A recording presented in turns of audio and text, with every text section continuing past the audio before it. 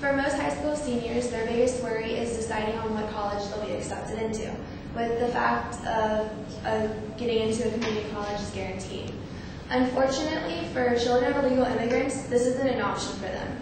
Instead, their biggest worry is figuring out how they'll obtain a well-paying job that will support them for the rest of their lives, because they won't have a higher education. Their biggest worry is figuring out how they'll rise above the poverty line and breaking the cycle. According to Karen Weiser, she's a journalist and she wrote an article for Bloomberg Business Week in September 2012. She stated that the percent of Americans living in poverty is increasing over the years. In 2006, the percent of Americans living below the poverty line was 12.3%, and in 2010, that raised to 15.1%. Along with the increasing poverty rate is the increasing Latino vote. According to Robert Wisen, he wrote for Real Clear Politics. He stated that in the 2008 elections, there was 11 million Latino votes, and that increased in the 2012 elections to 12.7 million. Obama held 70% of Latino vote, which ultimately led him to winning the presidency. If Republicans wish to hold a position back in office, they need to start making changes and take action now. In this speech, I will argue that the DREAM Act should be passed. First, I will argue that the poverty and crime rate in the United States is dramatically increasing. Second, I will argue that if the DREAM Act is passed, it will decrease the poverty and crime rate. And third, I will argue that passing the DREAM Act will not promote more illegal immigrants to come into the United States illegally. First, I would like to argue that in the United States, the poverty and crime rate is dramatically increasing.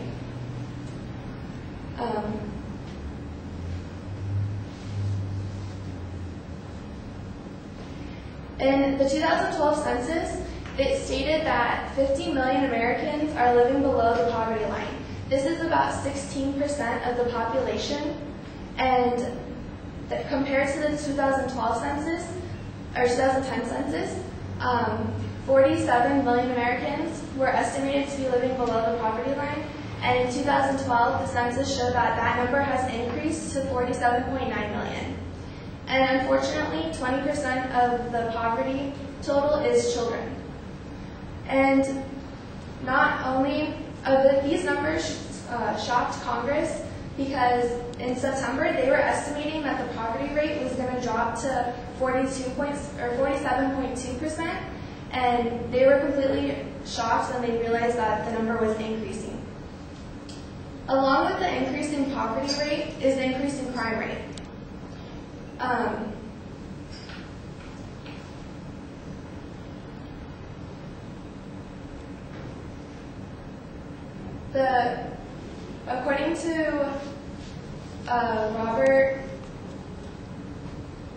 According to Robert Sauer, he stated that the crime rate has risen dramatically from 2010 to 2011, 18%. And among that, the highest number that was increased was 22% for assaults in the United States. It's not so shocking to see that while the rate of poverty increases, the rate of crimes increase, because people living in poverty don't have a higher education, so they're unable to obtain a well-paying job, so it makes daily living difficult, so they resort to illegal activity to help them get by day. And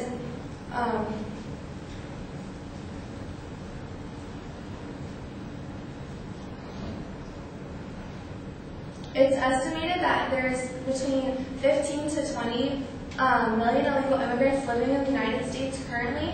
The number is actually estimated to be a bit higher, but it's hard to get a correct total on it because no one wants to come forward and state that they're a legal immigrant. And unfortunately, most of them also don't have a higher education, so they're living in poverty as well.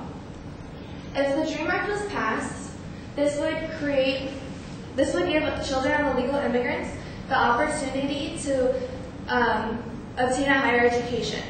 It would give them 6 years to go to college and obtain a degree, or it would give them 2 years to join the military service. According to immigrationpolicy.org, it's estimated that 2.1 million children of illegal immigrants would be affected by the DREAM Act. This could be 2.1 million people that will break the poverty cycle and raise above the poverty line. This could also be that many more qualified applicants to obtain that well-paying job, which would help boost the economy because of tax dollars. It's Marshall Fritz. He's a journalist for immigration policy. He stated that if the DREAM Act was passed, then that would bring the United States deficit down $2.2 billion over the next 10 years. According to Ira Melham, he states that passing the DREAM Act would actually encourage illegal immigrants to come into the United States illegally. He states that if you ask the typical illegal immigrant why they came to the United States, the invariable answer is to give their children a better life. So he believes, like most others, that the DREAM Act would encourage more illegal immigrants to come to the United States. This argument is actually incorrect. The qualifications for the DREAM Act are very strict, and it's that the applicant must have entered the United States before the age of 16, they must be under the age of 30, and most importantly, they must have been living in the United States for 5 years prior to the bill being passed. So anyone who comes into the United States illegally after the bill is passed would not be benefiting from the DREAM Act. The DREAM Act would only help those who are already in the United States. So the argument that the DREAM Act would promote more illegal immigration is incorrect. It would only be benefiting our economy and benefiting the people who are already in the United States. Today in the speech, I argued that you should pass the DREAM Act. First, I argued that their poverty and crime rate in the United States is increasing dramatically. Second, I argued that passing the DREAM Act would decrease the poverty and crime rate in the United States. And third, I argued that passing the DREAM Act does not promote illegal immigrants to come to the United States.